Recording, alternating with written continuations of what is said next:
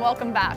With the amount of drama that's occurred in local AJHL news in the past 24 hours, we could almost have a reality show. First, there was a lot of hype surrounding former Bobcat Eric Therrien's return to the Civic Centre after his trade last week to the Drayton Valley Thunder. But he was nowhere to be seen last night, which has created speculation regarding why he did not report to his new club. His former coach and Bobcats GM gave us his thoughts. Why he doesn't want to go to Drayton Valley, I have no idea. I mean, Drayton Valley is a very good hockey team. They've beaten us as much as we've beaten them. You can see they don't quit, they don't throw the towel in, they compete hard. But I guess Eric's got to figure out. He's played junior hockey for 3 years, and if he doesn't want to finish because it's Drayton Valley, then we don't have control of that. Thunder GM Mike Mueller was not available for comment. Now, even though Therrien may not have reported to the game yesterday, the fans sure did. Last night was, of course, the teddy bear toss, and the Bobcats had to score for the stuffed animals to make an appearance. And it didn't take too long. Taylor Mulder tried to put it in, but his rebound sets up Patrick Geary, and here come the stuffed animals.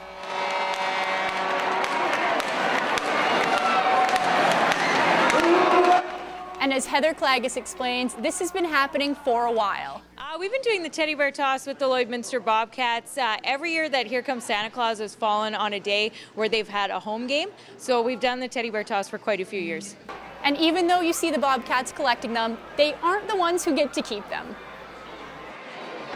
The teddy bears, or I see some people have brought stuffed dogs or stuffed cats or whatever they want to bring. Whatever people bring and they toss on the ice, it goes directly to the Gift of Christmas, which is a fundraiser that we do with the Salvation Army to help make sure that every child in the city and the area on Christmas morning wakes up and they have toys under the tree to open, to play with, and to spend time with their family together playing with.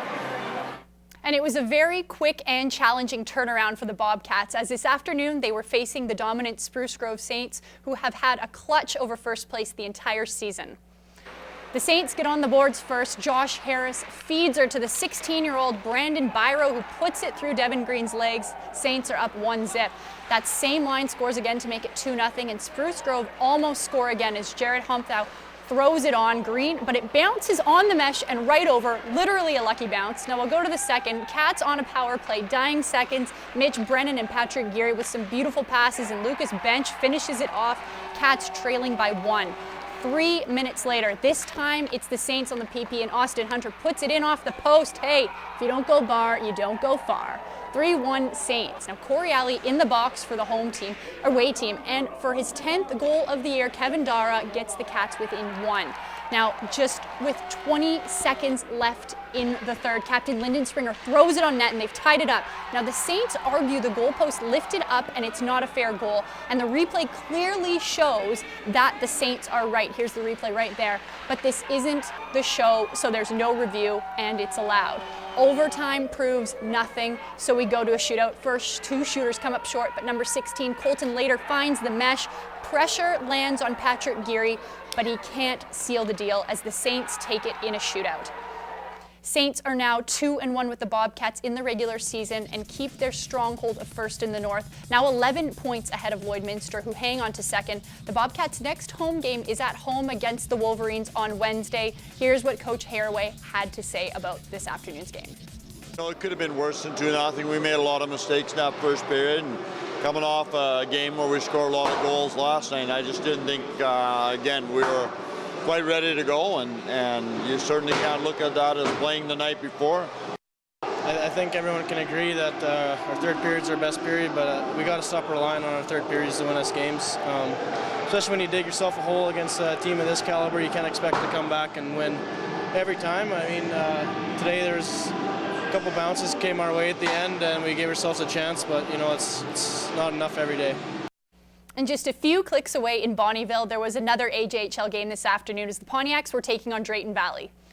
The Yaks outshot the Thunder by a whooping 47-21. Dylan McCombie, Mitch Fritz, and Steen Pashnok all got 2 points in the tilt, and the player of the game, Kyler Henn, had 3 points. The Pontiacs will travel to Sherwood Park this week to take on the Crew on Wednesday.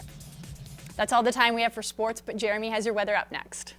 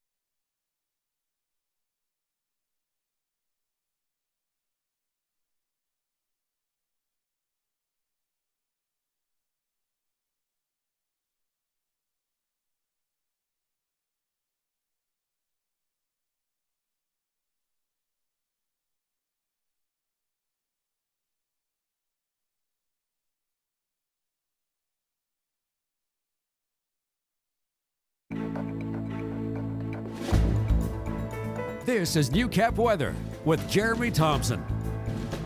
Good evening. It's been a blustery day here in the border city. A little bit of wind, but not much snow. And we'll take a look at why in the radar satellite map. We do see that big system moving east into Saskatchewan leading up to the Cass. There's a little bit of activity in the Edmonton region, but largely empty over the Lloydminster skies right now. We'll take a look at, supposed to stay that way, not a whole lot of precipitation in the forecast.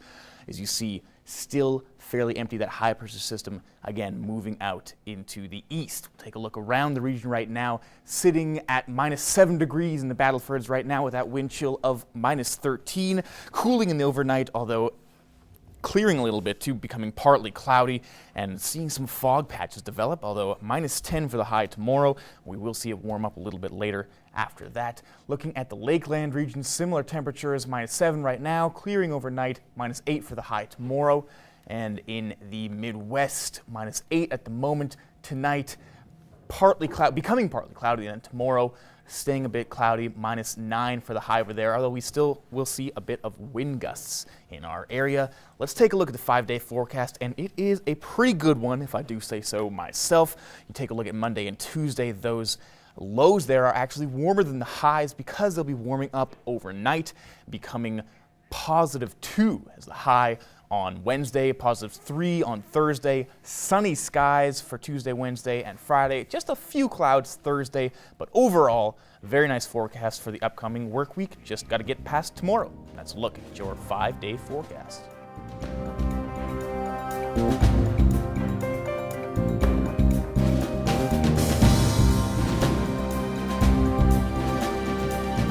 Seeing what we've been dealing with this week, and it looks like, are you sure you didn't make a mistake on those boards? It looks like we should add some more minuses all around there. No, it almost feels like it's spring right now.